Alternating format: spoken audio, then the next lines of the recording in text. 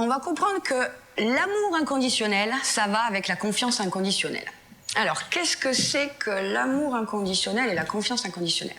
Comme Human et la plupart des adultes ici, on a tous un enfant blessé en nous à qui on a laissé entendre « tel que tu es, ce n'est pas bien ».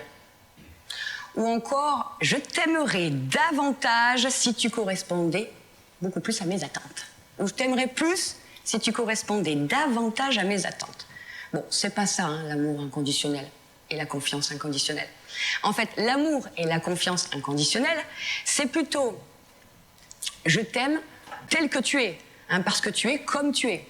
C'est « tu n'as pas à changer pour me plaire », tu n'as pas à faire les choses dont j'ai envie pour que je reconnaisse tes qualités ou pour que je te voie. C'est ça, l'amour inconditionnel et la confiance inconditionnelle.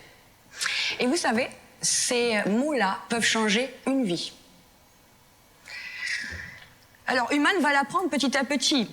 Comme dit André, enfin son pote André Stern, je lui dis, en fait, on n'a rien à apprendre à l'enfant, seulement à accompagner son potentiel illimité qu'il porte en lui.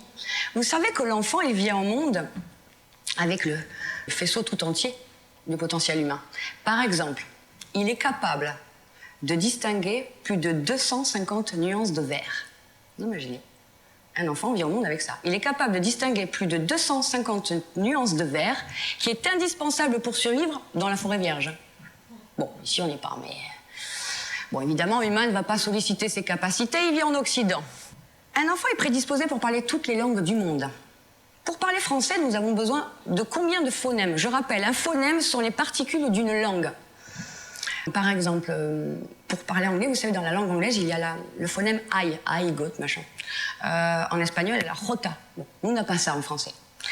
À votre avis, combien de phonèmes pour parler français? À peu près. Dites un chiffre.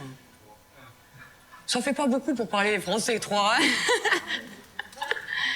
Vous avez dit? C'est bien.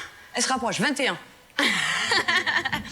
Il faut 21 phonèmes pour parler français. Alors, à votre avis, combien un bébé de 4 mois est-il capable de produire en phonèmes? À votre avis, combien? À 4 mois, on est capable de produire plus de 400 phonèmes.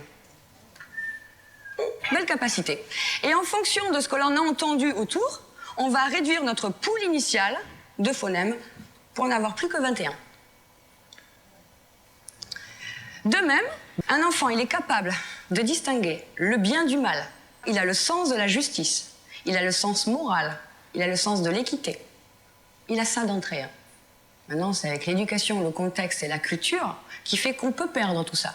D'ailleurs, toutes ces capacités, bon, je vais pas, il y en a plein, des capacités du potentiel qu'ont beaucoup d'enfants, d'ailleurs tous les enfants, si ces capacités ne sont pas développées, sollicitées, bah, ça ne va jamais se développer. Donc c'est pour ça qu'il est important d'accompagner l'enfant avec son potentiel, comme dit André Stern, hein, on n'a rien à apprendre à l'enfant, seulement à accompagner son potentiel illimité qu'il porte en lui.